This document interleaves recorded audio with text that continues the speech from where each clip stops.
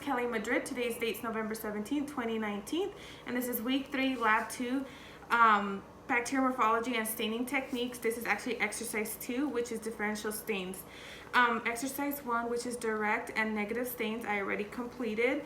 I did take my pictures, and you'll be seeing it at the lab report. So now I'm dealing with our microbes, which is the E. coli, the S. epidermidis, and then the S. cerevisiae, as you can see right here. Okay, so I already gathered my supplies. Like I said, these are my microbes.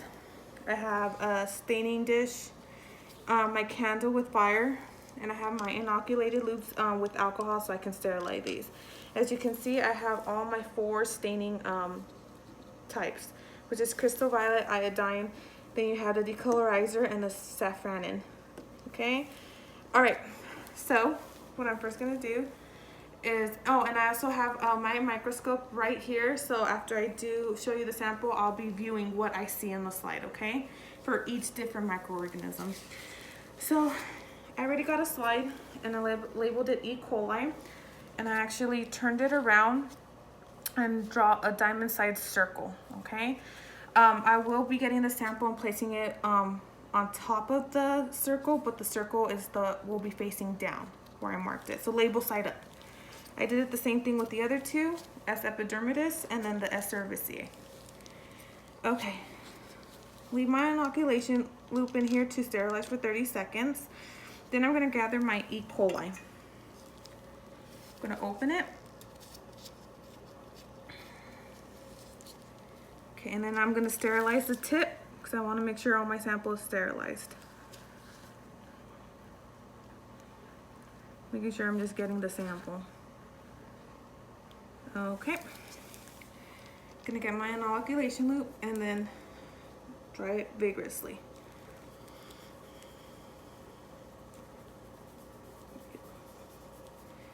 Now what I'm gonna do, I'm gonna transfer the inoculation loop carefully in,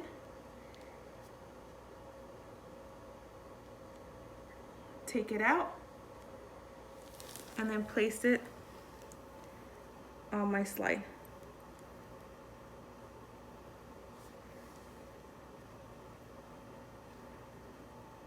In circular motion.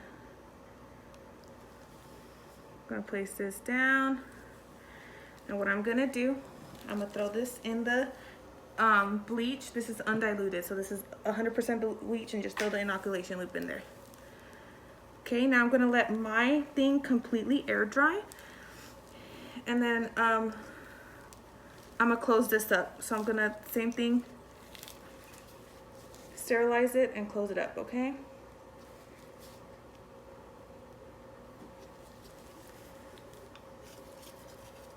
So I have nothing exposed.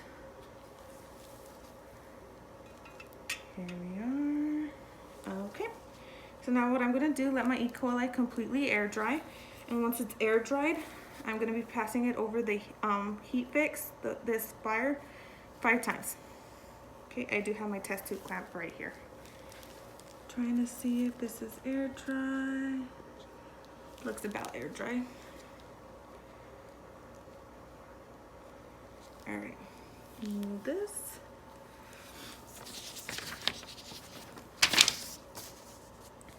Okay. So 5 times, I'm not gonna let it sit there. It's just like a couple seconds, 1 to 2 seconds, okay? 1, 2, 3, 4, 5. You don't wanna leave it on there for a long time, just because if you're leaving this directly over there for a long time, it can kill the bacteria that is developed underneath there, and I don't want to lose that, okay? I'm also going to let it cool down for a bit. I think it's good. Yeah, I'll let it cool down for a bit, and then what I'll be doing, after it cools down, I'll be putting it on this tray slip right here, tray container, and I'll be adding my dyes on there. Okay.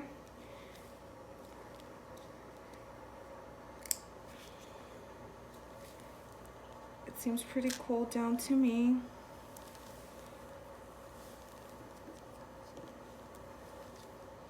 Okay, I'm actually gonna stop the video for a little bit just to let it cool down, okay? So I waited for it to cool down after I put it over the flame for five times. As you can see, I put now my slide on the staining tray, and what I'll be doing is adding Crystal Violet Gram Stain number 1. I'll be adding 1 to 2 drops, and then after I add the drops, waiting 60 seconds, and then gently rinse the slide with tap water over the staining tray, okay? Get this. So 1 to 2 drops. So I'm gonna try 1, see how it looks. I'm gonna do 1 more. All right. So now what I'm gonna do is I'm actually gonna cut off the video and then start the 60 seconds, and then I'm gonna rinse it out. Okay, so as you can see, I already rinsed it out and put it back on the staining tray. So now I'm gonna do the part 2, as in adding the PVP iodine. I'll be adding 1 to 2 drops, and then same thing, waiting 60 seconds. After the 60 seconds, we'll be rinsing it with tap water. All right.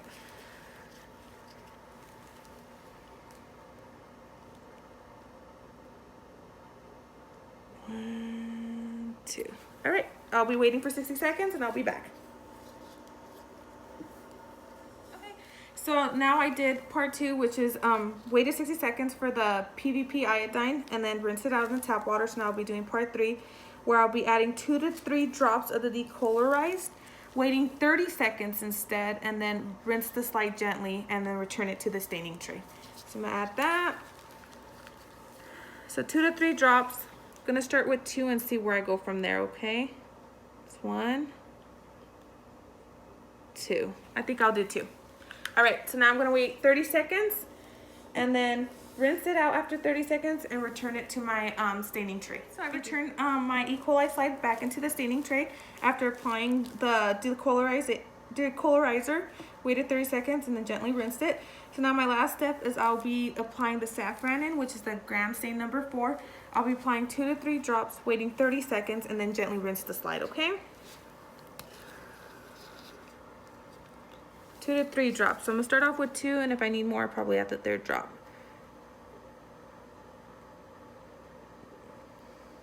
That's 1. I think I'll just do 2.